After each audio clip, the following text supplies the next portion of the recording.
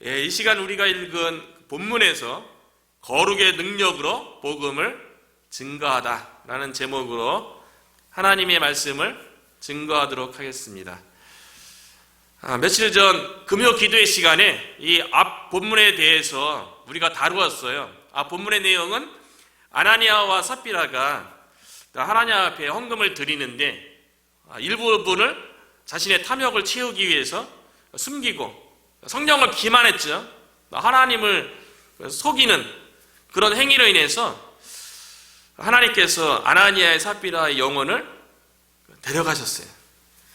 그래서 초대교회에 커다란 교훈을 줬죠.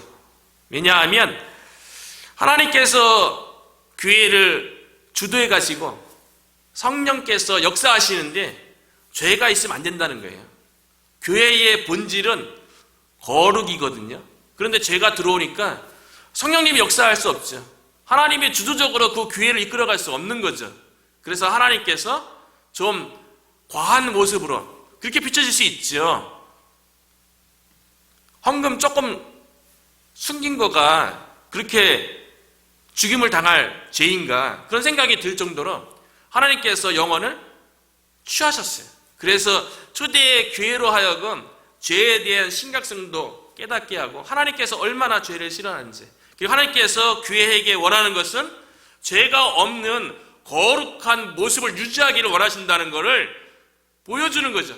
그래서 아나니아 삽비라 영혼을 데려가신 그 하나님의 그 심판의 모습을 보면서 하나님의 두려운 마음을 가지면서 하나님을 경외하게 되고요, 하나님께만 집중하게 되고 하나님 앞에서 거룩한 모습으로 서려고 초대교회가 그렇게 이제 세워지는 것을 볼 수가 있어요.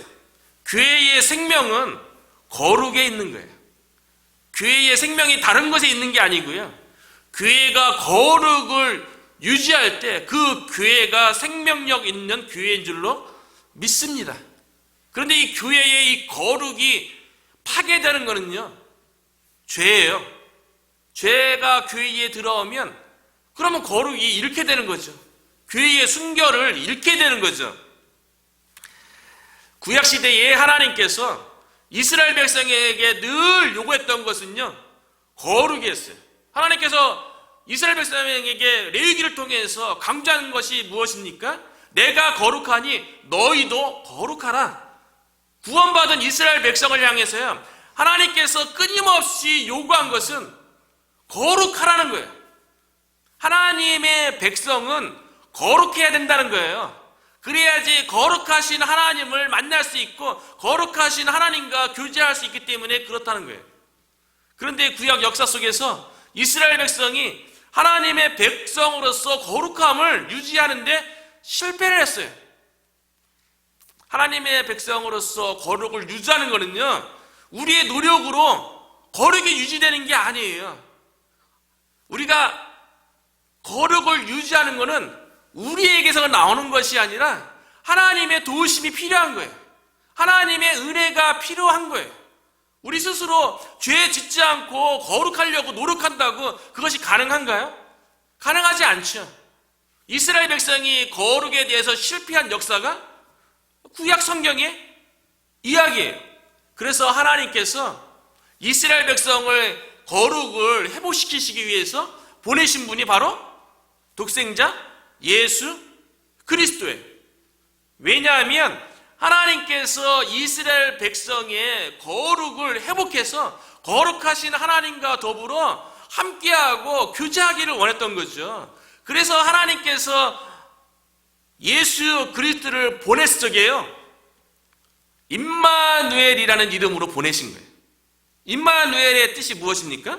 하나님이 우리와 함께 계시다.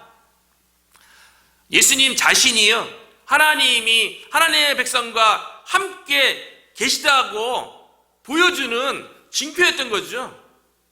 하나님의 아들이 이스라엘 백성 가운데 함께 있었어요.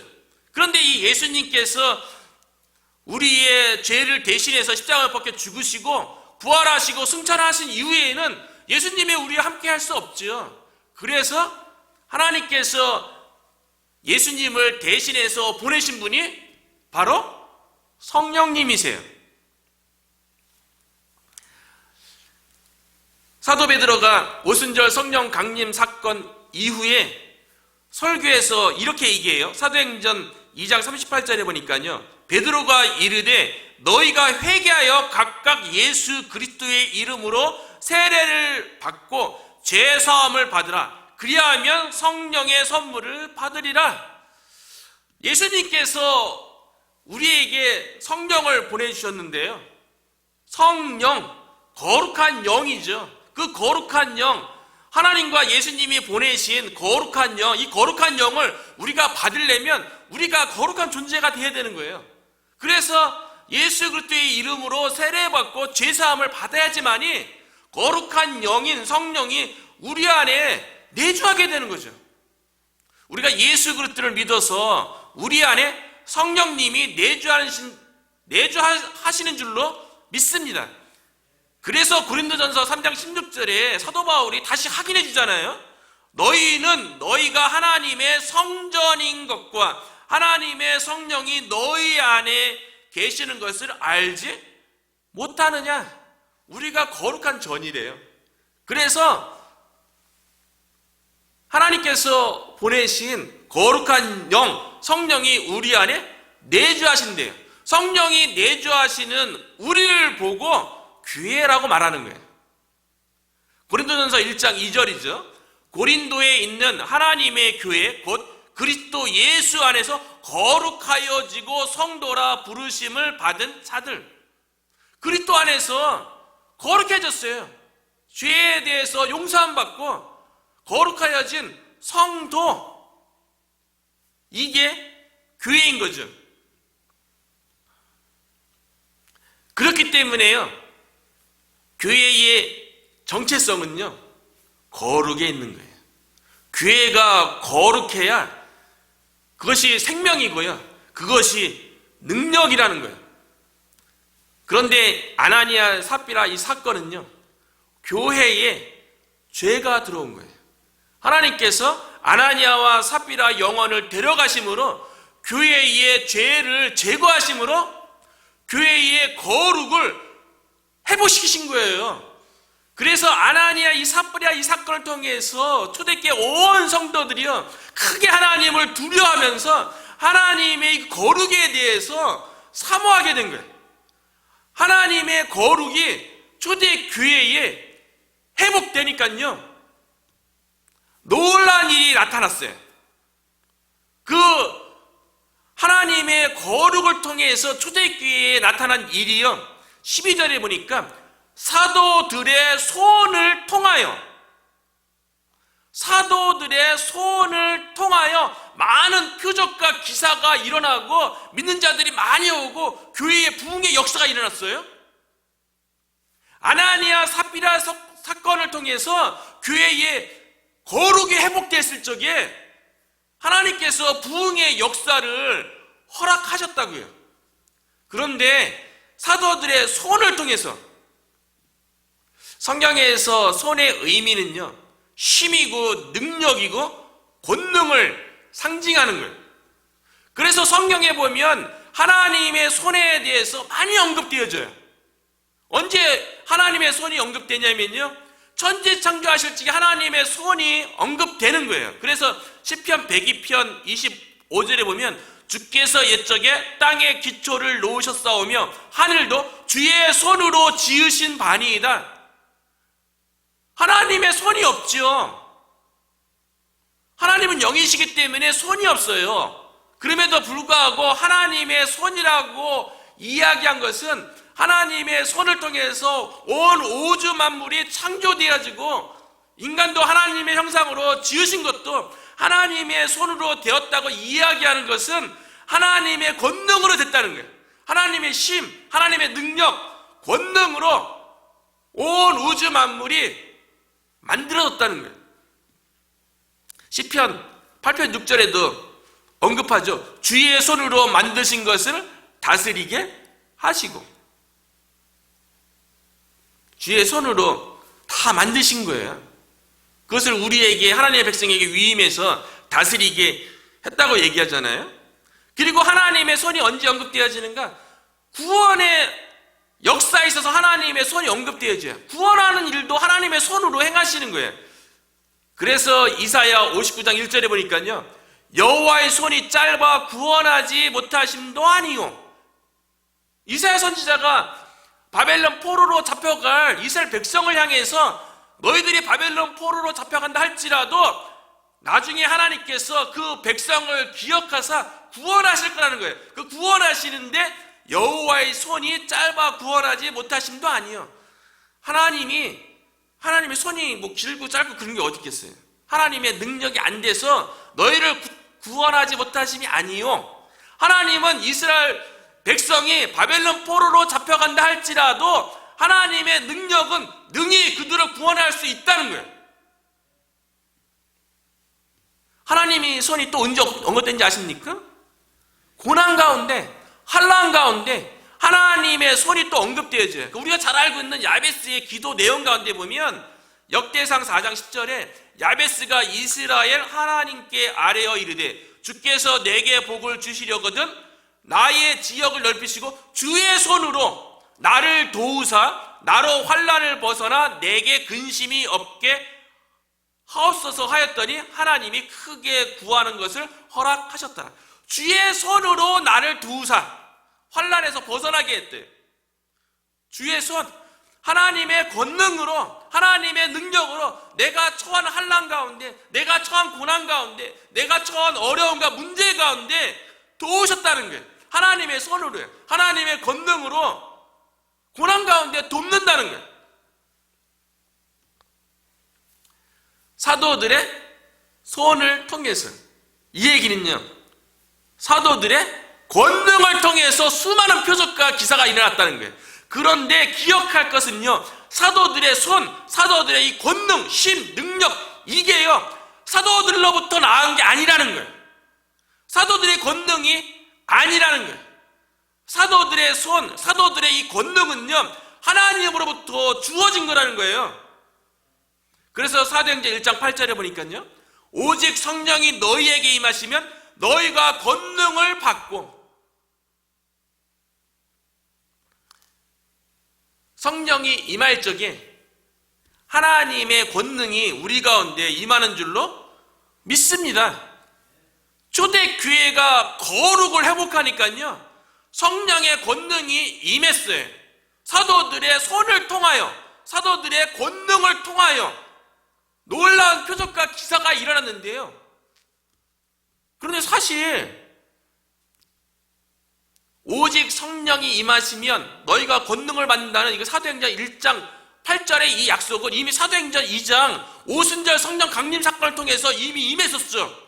그래서 그 권능으로 초대교회가 사도 베드로가 한번 설교하니까 3,000명이 회개하고 주께로 나아오고 서로 물건을 통용하고 서로 모일 때마다 마음을 같이 해서 떡을 떼고 성전에 모이기를 힘쓰고 다 성령의 권능으로 되어진 일 아니겠어요? 그런데 이와 같은 성령의 권능이 아나니아의 삽비라의 죄 때문에 막혔던 거예요.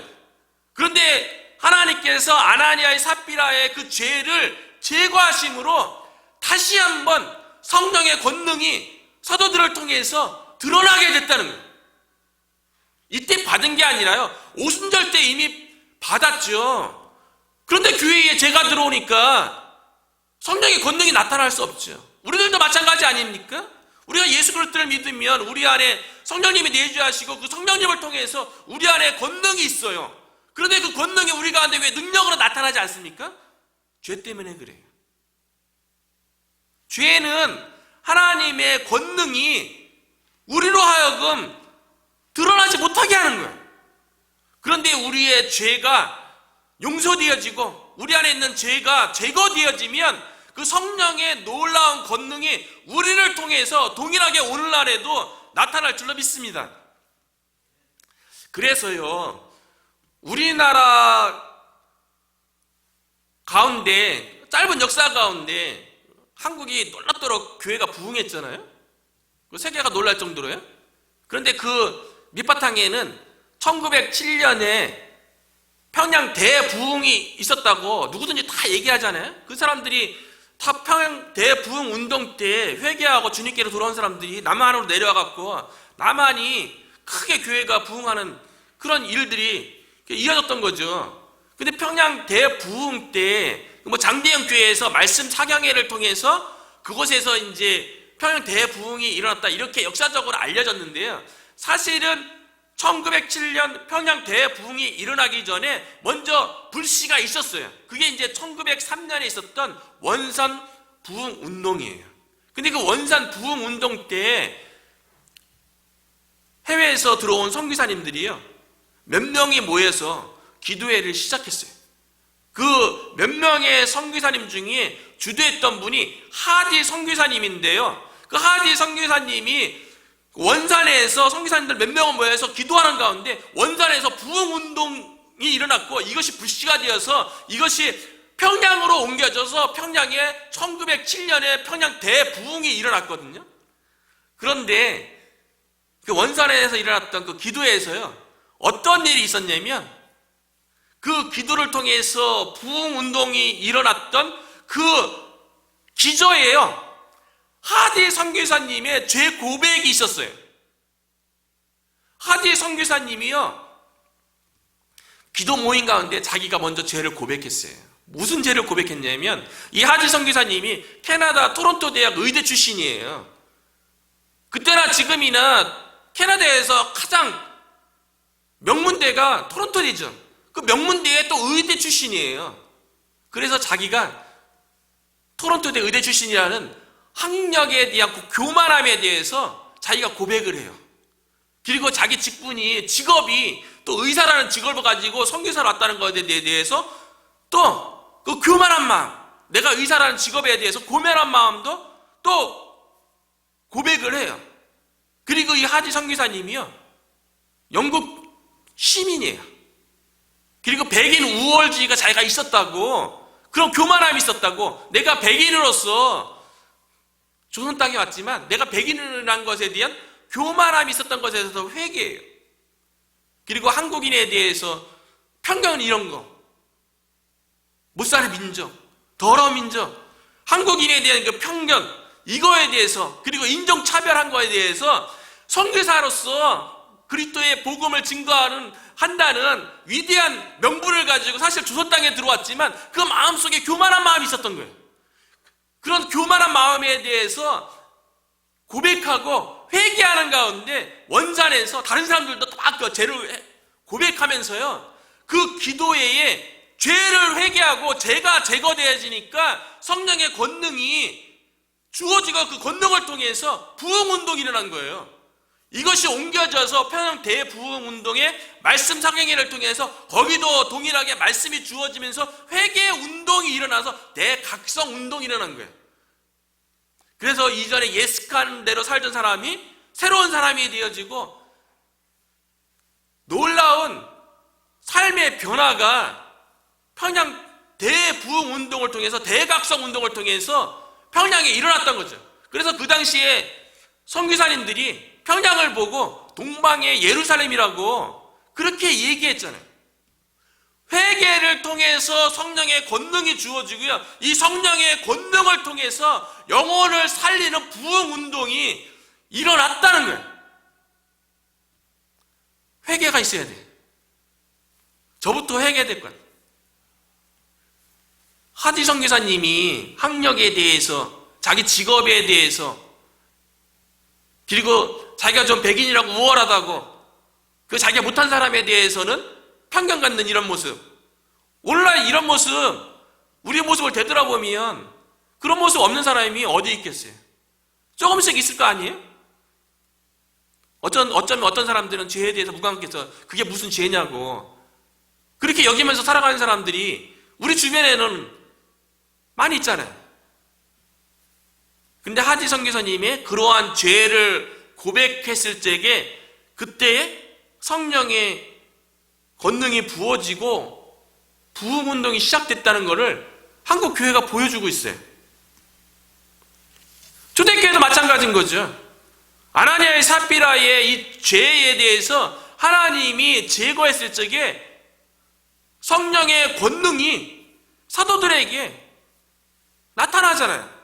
그래서 민간의 표적과 기사가 많이 일어나며 이걸 통해서요, 회개에서 성령의 권능을 체험해야지 능력 있는 사역이 이루어진다는 것을 오늘날 우리들에게 보여주는 거죠. 그 당시 교회뿐만 아니라 오늘날도 마찬가지죠. 우리가 회개하고 우리 안에 성령 충만하고 성령의 권능이 주어질 적에 우리도 동일하게 사도들 자신의 권능으로 놀라운 사역을 감당한 게 아니라 사도들 가운데 부어준 성령의 권능으로 많은 표적과 기사를 일으키는 놀라운 사역을 감당했던 것처럼 우리들도 회개하고 우리의 심령 가운데 성령의 권능이 임한다면 우리도 동일하게 우리가 교회 바깥에 나가서 복음 증거 사역을 하고 또 교회 사역을 할 적에 놀라운 역사가 있는 그런 부흥을 일으키는 그런 사역을 감당할 줄로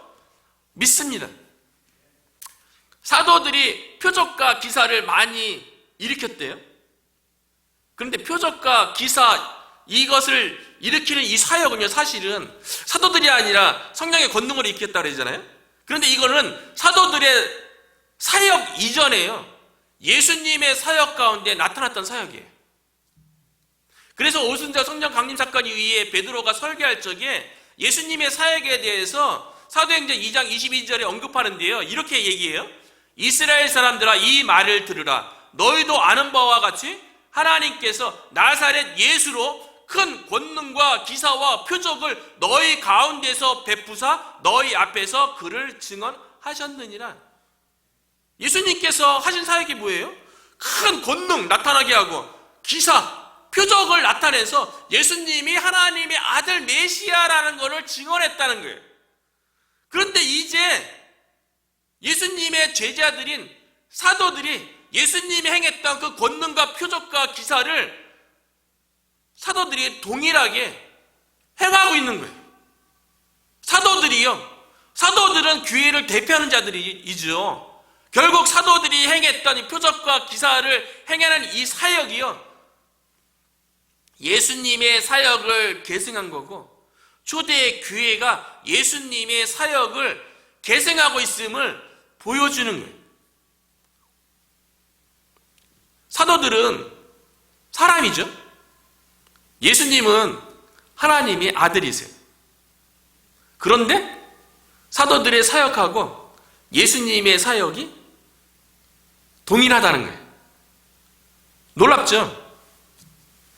예수님께서 제자들에게 이런 약속을 하셨어요. 요한복음 14장 12절에 보면 내가 진실로 진실로 너희에게 이르노니 나를 믿는 자는 내가 하는 일을 그도 할 것이요. 우리가 예수님을 믿으면요, 예수님이 하셨던 큰 권능과 표적과 기사를 행하는 그 일을 우리도 할 수 있대요. 왜요? 우리가 하는 게 아니고요, 우리 안에 예수님의 영, 하나님의 영인 성령님이 내주하시기 때문에 성령님을 통해서 예수님이 하신 그 일을 우리도 할 수 있다는 거예요. 그렇다면 우리가 죄를 회개하고 성령 충만하면 예수님의 사역을 우리도 감당할 수 있는 거예요. 그리고 예수님께서 뭐라고 말씀하셨는지 알아요? 또한 그보다 큰 일도 하리니 이는 내가 아버지께로 감이라. 예수님의 하신 일을 할 뿐만 아니라 예수님이 하신 일보다 더 큰 일도 우리가 할 수 있대요. 우리가 이 말씀을 믿었으면 좋겠어요. 예수님이 말씀하신 거잖아요.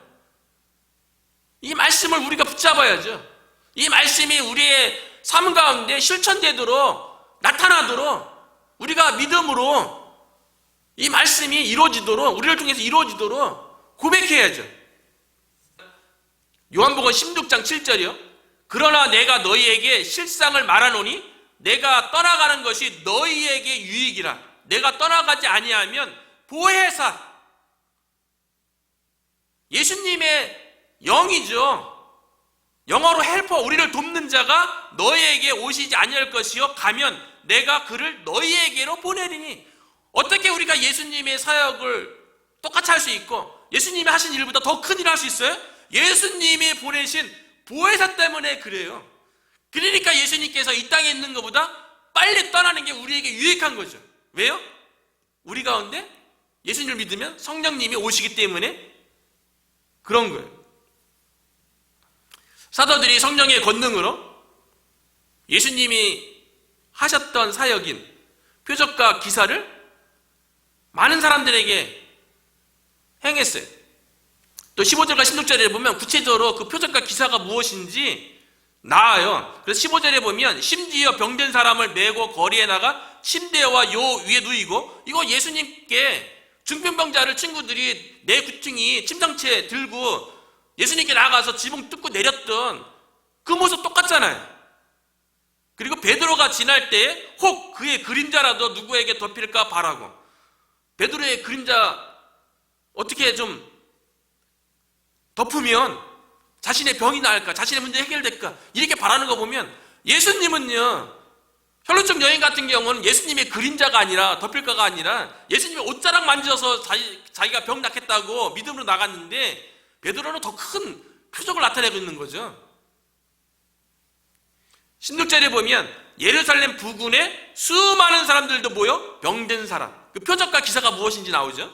병든 사람, 더러운 귀신에게 괴로움을 받는 사람, 육신에 문제 있는 사람들, 영혼에 문제 있는 사람들, 정신에 문제 있는 사람들, 예수님 앞에 나와서 다 나음을 얻으니라.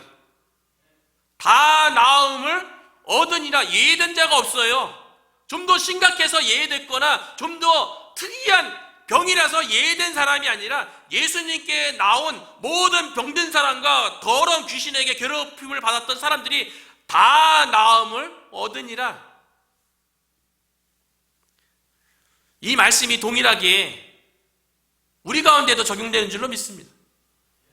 성령의 권능이 우리 가운데 임하고 우리가 예수 그리스도의 복음으로 이 세상에 나가서 선포하면 병든 자, 더러운 귀신에게 괴롭힘을 받는 자들이 낫는 그런 표적과 기사가 우리를 통해서 나타나는 게 아니라 성령님의 권능으로 나타난다고 그러잖아요.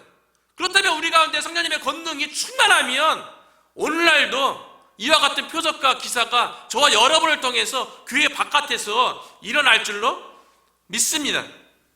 성령님의 권능을 통해서 예수님의 사역을 지금 제자들이 감당하고 있고 초대 교회가 감당하고 있어요. 교회의 사역은요, 어떤 프로그램을 하는 게 아니고요, 예수님이 하셨던 사역을 그대로 계승하는 거예요. 예수님께서 하셨던 사역을 통하여서 이 땅에 하나님의 나라를 선포하고 하나님의 나라를 확장했던 그 사역 오늘날 교회가, 초대교회가 그 사역을 감당한 거고, 오늘날 우리 교회가 예수님이 하셨던 그 사역을 그대로 계승해서 그 사역을 해야 되는 줄로 믿습니다. 그래서 마태복음 4장 23절에 보면요, 예수님이 하신 사역이 무엇입니까? 예수께서 온 갈릴리에 두루 다니사 그들의 회당에서 가르치시며, 가르치는 사역이요, 영어로는 티칭 사역이요, 천국 복음을 전파하시며, 천국 복음 전파하는 전도 사역, 선교 사역, 프리칭 사역을 하셨고요, 백성 중에 모든 병과 모든 약한 것을 고치시니, 영어 성경에는 힐링으로 되어 있어요. 고치시는 사역, 교회가 감당하는 사역이죠. 상담하고 치유하고 이런 사역들을 교회가 감당해야죠. 우리 교회가 균형 있게 가르치는 사역, 선포하는 사역, 그리고 고치는 사역, 우리 교회 가운데 균형 있게 이루어지기를 주의 이름으로 축원합니다. 사도들이 성령의 권능을 받으니까요, 예수님의 사역을 계승하는 모습으로 나타났을 뿐만 아니라요, 죄가 제거되니까요, 초대 교회가 한 마음이 됐대요. 그래서 12절 후반부에 보니까요, 믿는 사람이 다 마음을 같이하여 솔로몬 행각에 모이고, 믿는 사람이 다 마음을 같이하여, 초대교회 예수 그리스도를 믿는 모든 성도들이 한 마음이 됐대. 그 전에는요, 아나니아 삽비라가 죄가 들어오면요, 죄는요 교회를 분열시키는 거예요. 죄가 하나님으로부터 분리뿐만 아니라 서로 인간과의 관계 속에도 죄가 분열시키는 역할을 하죠. 죄의 근본적인 속성은 자기 중심성이에요. 죄는 자기 중심성이에요. 그래서 아담과 하와가 에덴 동산에서 범죄할 때에도 뱀이 유혹할 적에 너도 하나님처럼 될 수 있어. 그렇게 유혹한 거 아니에요? 그래서 죄가 들어왔을 적에 아담과 하와가 한 행위가 무엇입니까? 자기 중심적으로 남 탓하는 거죠. 자기 중심성 있는 사람이 남 탓하죠. 아담은 하와를 탓하고 하와는 또 뱀을 탓하고 결국 하나님을 탓하게 되는. 그러니까 죄의 속성은 자기 중심성이기 때문에 남을 탓하는 거예요. 그 고린도 교회의 문제도 자기 중심적인, 이게 죄가 들어오니까, 교회에 들어오니까 당을 짓고 분열됐던 거 아닙니까? 나는 아볼로파다, 나는 그리스도파다, 나는 게바파다, 나는 바울파다, 뭐 이렇게 나눴잖아요. 죄가 분열시킨 거예요.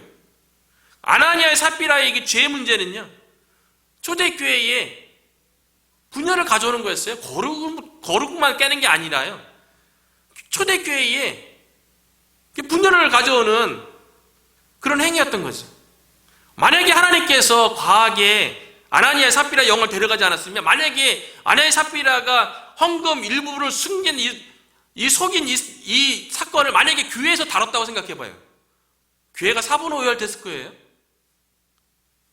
오늘날로 치자면 그래도 한번 거짓했으니까 예수 이름으로 한번 요번에 재용산 받게 하고 수찬정지, 오늘날 교회에서 행하는 그 징계에 해당되는 성찬에 참석하지 못하는 요런 거에 좀 제하자, 이렇게 뭐 결정하고 안 된다, 그게 뭐 큰 죄냐? 아니 사분오열 되는 거 아니겠어요? 그러니까 하나님께서 빨리 데려가셨어요. 교회의 죄가 제거되니까요, 교회가 한마음이 된 거예요. 하나님께서 아나니아의 삽불의 영혼을 데려가는 그 모습을 보면서 하나님만 바라본 거죠. 오직 주만 바라본 거죠. 동일하게 주님만 바라보니까 초대교회가 한마음이 되었어요. 이것도 마음을 같이 했다. 이것도요, 죄 때문에 원래 오순절 성령 강림이 일어난 이후에 초대교회의 모습이 마음이 하나 되어갖고 한 뜻으로 모든 일들을 했었어요. 근데 아나니아의 삽비라 때문에 하나님께서 하나 되게 하신 것을 분열될 수 있었던 거를, 죄를 제거하심으로 이것도 다시 회복시킨 거예요. 권능만 회복시킨 것이 아니라 교회가 하나 됐던 것을, 죄 때문에 잃어버릴 뻔했던 그것을 다시 회복시킨 거예요. 사도행전 2장 42절에 보니까요, 그들이 사도의 가르침을 받아 서로 교제하고 떡을 떼며 오로지 기도하기를 힘쓰니라. 말씀 중심으로 서로 교제하고, 말씀 중심으로 떡을 떼고, 말씀 중심으로 서로 교대하고, 말씀 중심으로 하나 되셨잖아요. 그래서 사도행전 2장 46절에 보면 날마다 마음을 같이하여 성전에 모이기도 같이 힘쓰고 집에서 떡을 떼며 기쁨과 순전한 마음으로 음식을 먹고, 마음을 같이 했어요. 한 마음이었어요. 그런데 아나니아의 삽비라의 죄 문제 때문에 하나됨이 분열될 뻔했는데 하나님께서 그 죄를 제거하심으로 다시 초대교회를 마음을 하나 되게 하셨다는 거예요. 사도들로 인해서 많은 표적과 기사가 일어나고요, 믿는 사람들이 많아지고 교회가 하나 되는 반면에요, 이것을 반대하고 싫어하는 사람도 있었어요.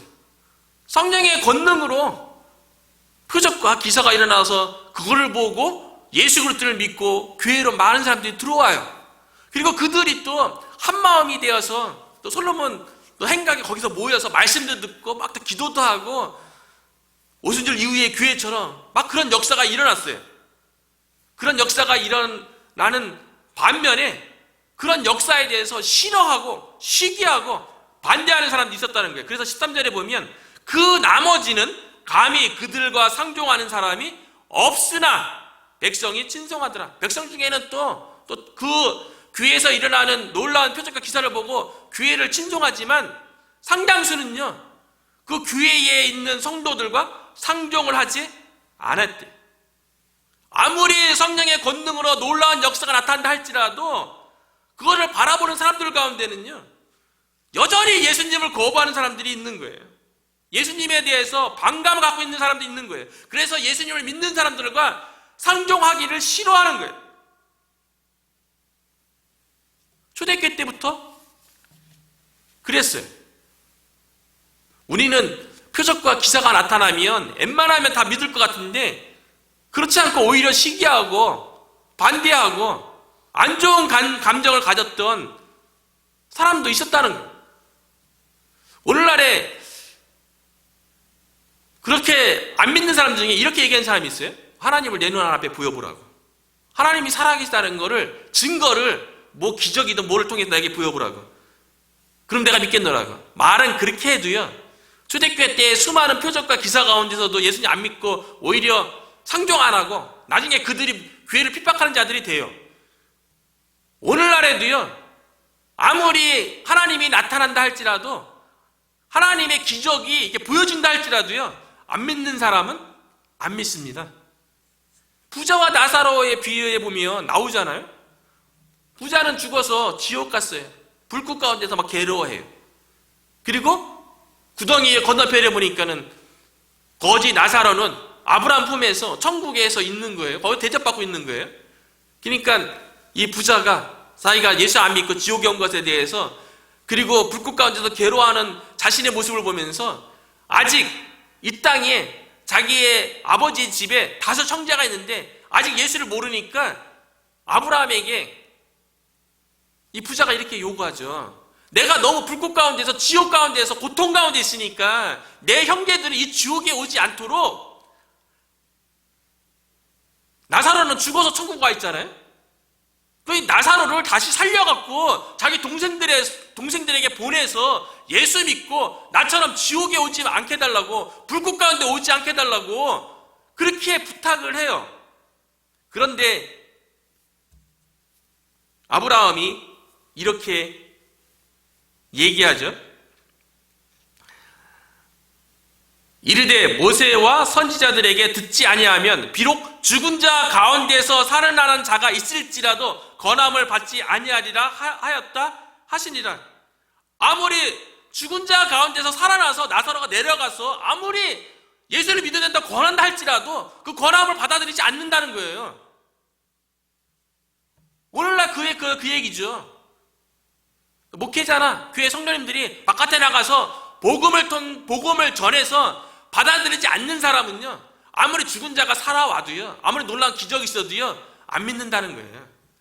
기적을 통해서, 죽은 자가 살아난 걸 통해서 믿을 사람은요, 이미 복음 가운데 믿는다는 거죠.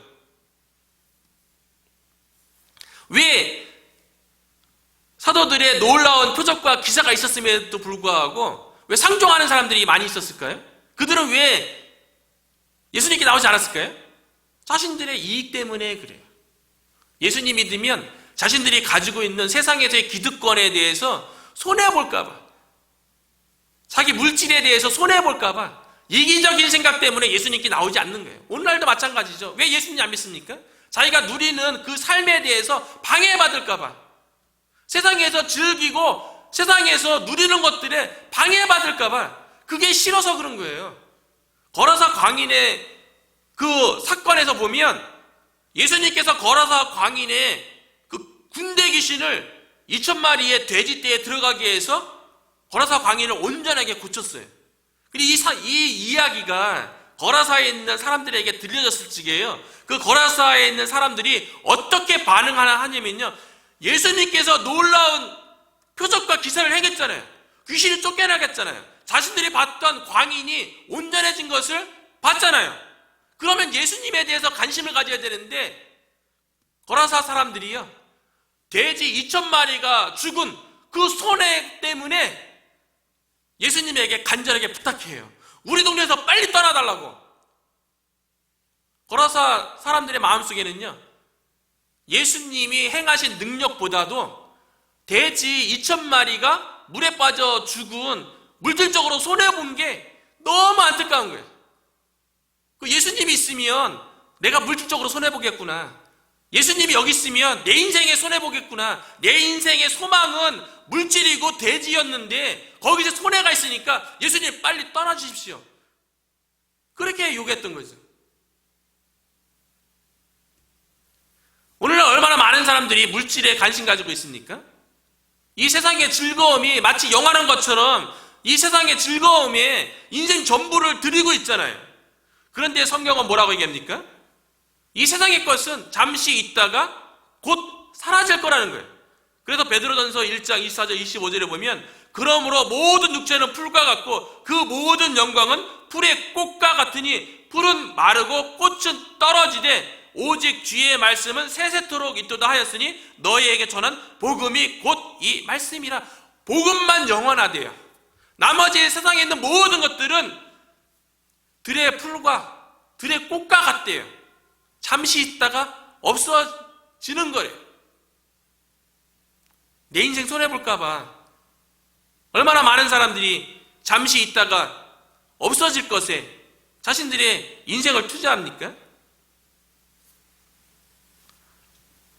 초대교회 때에도 자신들의 인생에 손해가 있을까 봐 복음에 대해서 거부하고 사도들과 상종하지 않았던 사람들이 있었다는 거예요.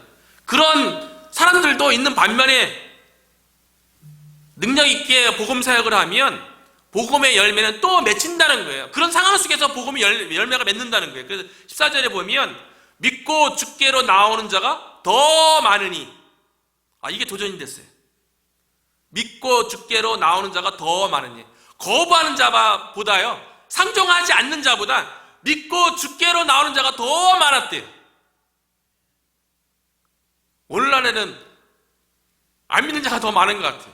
근데 우리가 좀 더 기도하고 회개하고 성령의 권능으로 충만해서 이 말씀처럼 복음을 증거할 때에 믿고 주께로 나온 자가 더 많은 그런 우리가 교회가 되기를 간절히 소원합니다. 근데 중요한 거는요, 믿고 주께로 나오는 자가 많았다는 거예요. 초대교회에 나온 자가 많은 게 아니고요, 믿고 주께로 나온 자가 많았다는 거예요. 이게 부흥이에요. 예수 그리스도를 믿고 생명을 얻고 교회로 나오는 게 참된 부흥인 거죠. 교회에 숫자가 많은 것이 부흥이 아니고요, 믿고 주께로 나오는 자가 많아지는 게 부흥이라는 거예요. 그래서 올 한 해 동안 우리 교회가 전도와 양육, 예수 그리스도의 복음을 통해서 영접하고 하나님의 자녀가 되는 것도 중요하지만 그 이후에 하나님의 자녀로서 구원의 핵심 가운데 하나님의 자녀로서 어떻게 살아야 되는지 양육도 반드시 따라야 되는 거죠. 그 전도와 양육이 있어야지 교회의 참된 부흥이 이루어진다는 거예요. 초대교회의 부흥이 일어나니까요, 이것이 예루살렘에 머무는 것뿐만 아니라 16절에 보니까요, 예루살렘 부근에 수많은 사람들도 모여 예루살렘 부근, 이전 번역에는요 예루살렘의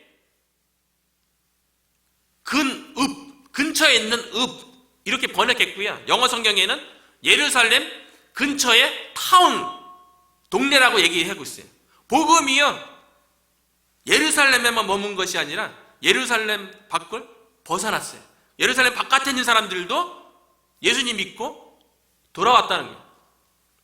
올 한 해 동안에 우리가요, 이거 아나니아 삽비라의 이 사건과 그 사도들의 성령의 권능으로 놀라운 교회 부흥의 역사를 이룬 이 오늘 본문을 보면서요, 우리가 올 한 해 동안 우리가 전도하고 양육하는 교회로 그렇게 우리가 쓰임받기를 위해서 우리가 기도하고 있잖아요. 그리고 또 이번 주부터 실질적으로 바깥에 나가서 전도해야죠. 우리가 철저히 회개하고 우리 가운데 성령의 권능이 충만해서 예수님이 하신 일보다 예수 믿는 우리가 예수님의 일도 할 뿐만 아니라 더 큰 일도 할 것이라고 약속했기 때문에 우리가 우리 안에 있는 성령의 권능으로 예수님이 하셨던 일보다 더 큰 일도 우리가 감당함으로 예루살렘 밖까지 이 복음의 증거의 능력이 나타났던 것처럼 이 복음의 능력이 우리 교회 이 주변 이 락빌뿐만 아니라 이 몽고메리 카운티, 메릴랜드까지 확장되어진 역사가 올 한 해 동안 이루어지기를 주님의 이름으로 축원합니다.